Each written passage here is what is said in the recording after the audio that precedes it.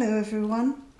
If you've been following my series about my life, and a sorry tale of a life it has been thus far, I must admit, if you want to know what I did after I spent a year, I think probably in clinical depression, that's the only way I can describe how terrible I felt.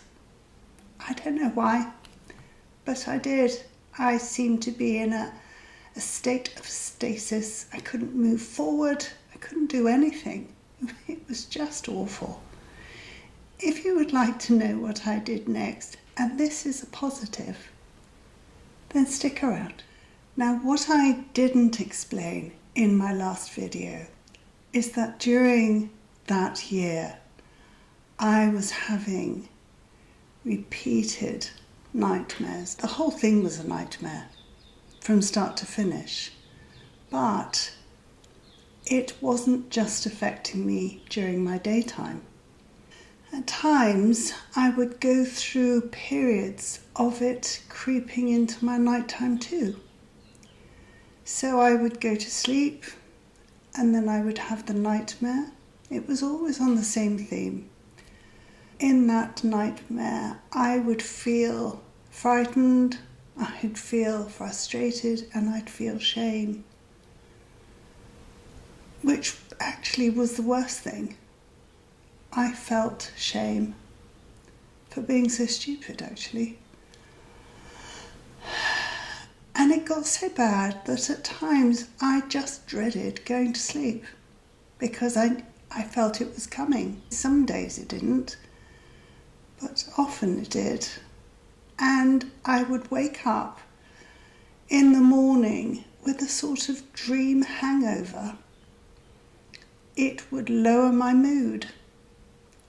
It almost felt like a bruise that I carried with me, and it continued to hurt me all day long.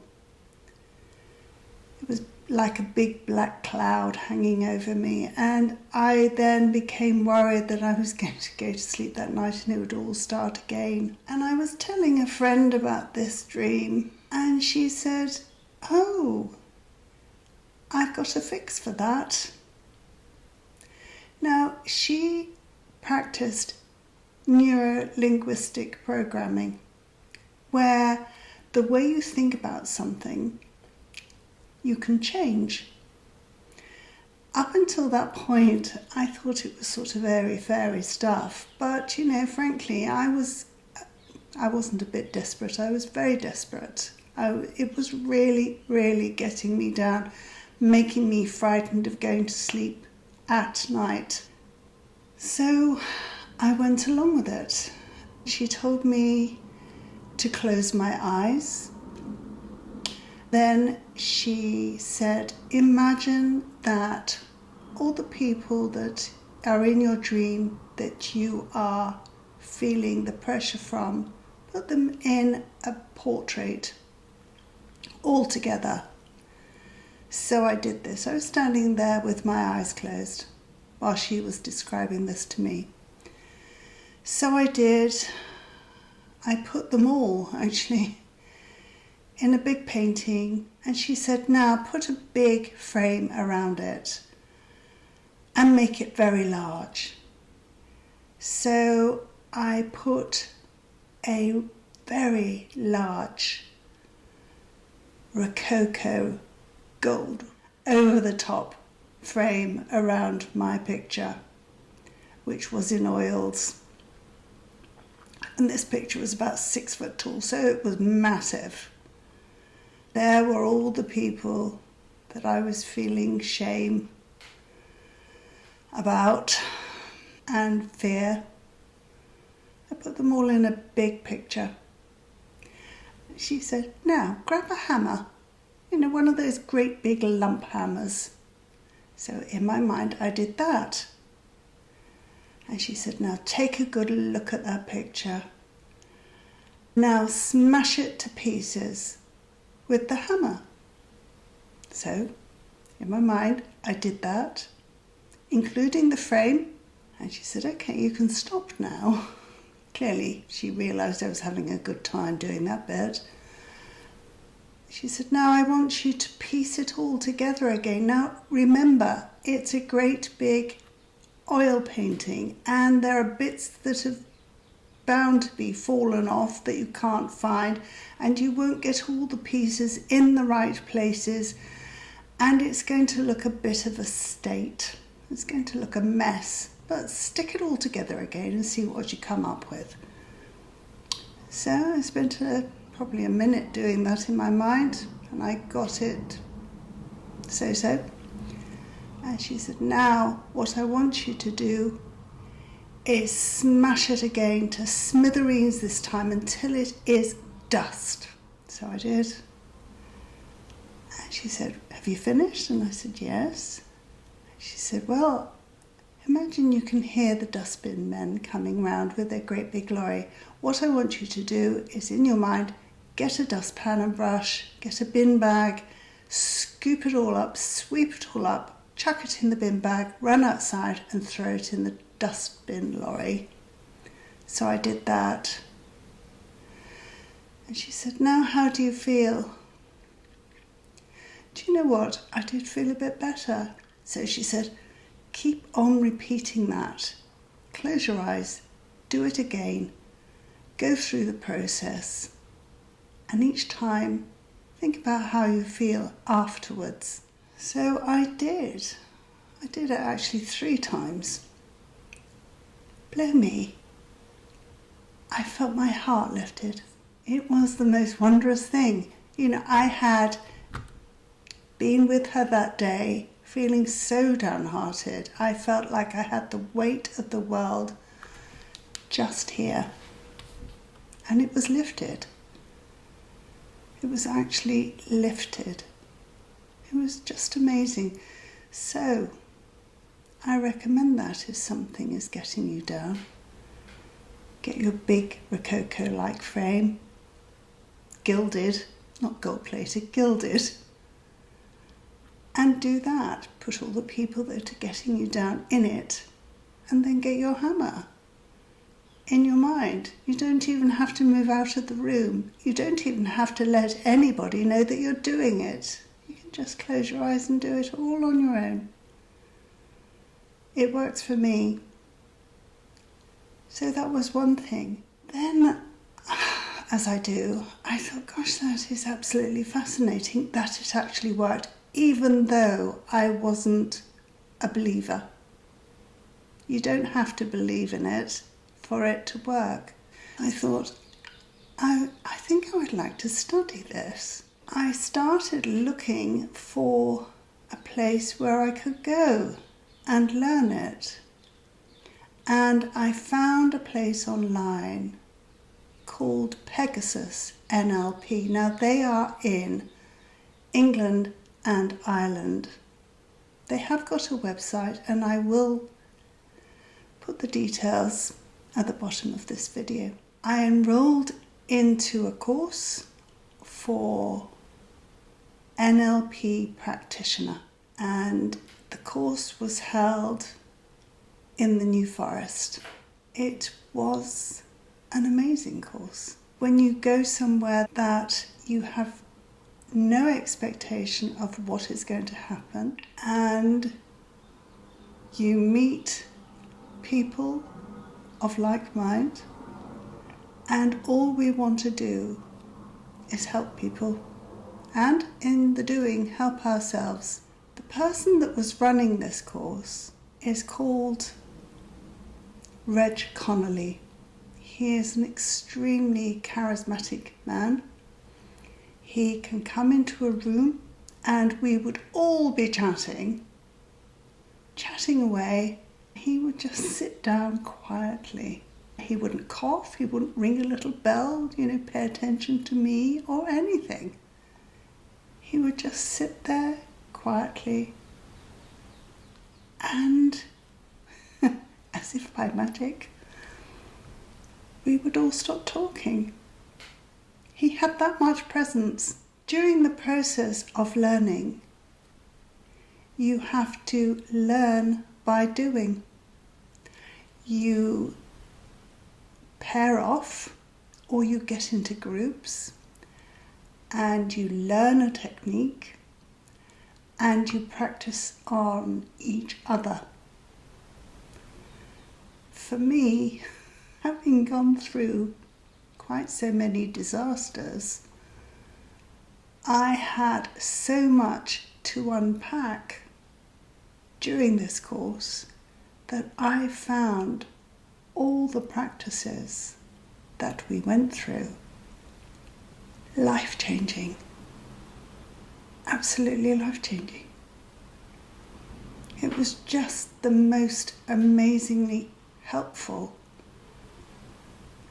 process to go through when you have had over 40 years of being told you're worthless, you're ugly, you're too sensitive, you're too this, you're too that, you're too the other.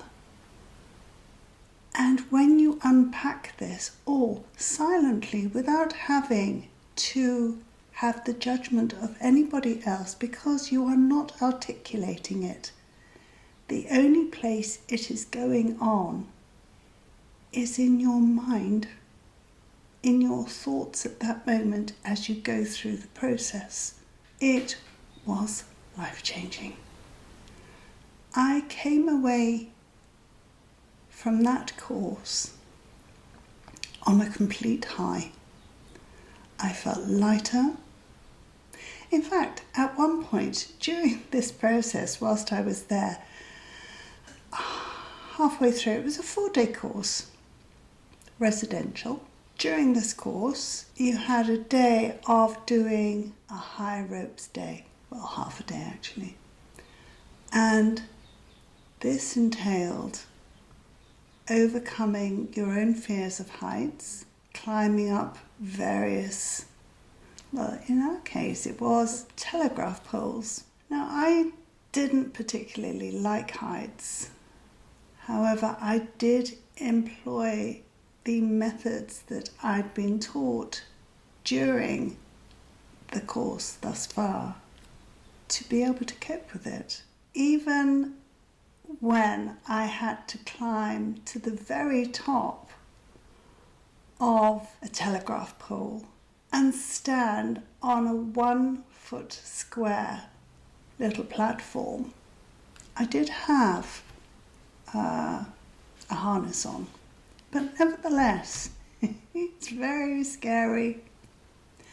I was using a technique that I had been shown, and I climbed up that telegraph pole, and I kept on thinking, okay, and suddenly, I don't know how to explain it other than that, I was standing on the top of it, waiting to jump to the trapeze bar that was about 5 feet away. Doesn't sound too scary, but I can tell you there weren't many people in my group doing it, but I did. There were other things. Oh yes, and I did jump to the trapeze bar, and it was great, and then you're lowered down. I kept doing all of these tasks with this method,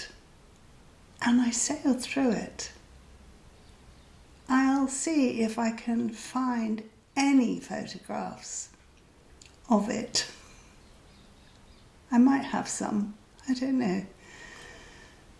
It was a team building afternoon, and it did. We all came back from it on a complete high. I felt that when you were as frightened as I was, and you still do it, then that makes you brave, and I am. After that, I came back into my life. I had unpacked an enormous packing trunk. A packing trunk is about 4 times bigger than your largest suitcase to go on holiday. And I had unpacked that trunk that was full of other people's opinions of me that I had taken on as my own. And I realised I was okay, better than okay. I was coping. I was a good person. When your entire life has been a series of people telling you are this and you are that, and actually none of it good, always none of it good, no praise, always insults, then coming away having thrown that out, I would liken it to you carry around this massive trunk, and over the years you put into it everybody's opinions of you, one by one, a bit like clothing. Then I went on this course and I opened the trunk and there was all this clothing and absolutely none of it fitted me. Plus it was all awful, all the colours that didn't suit me, all the styles looked dreadful on me.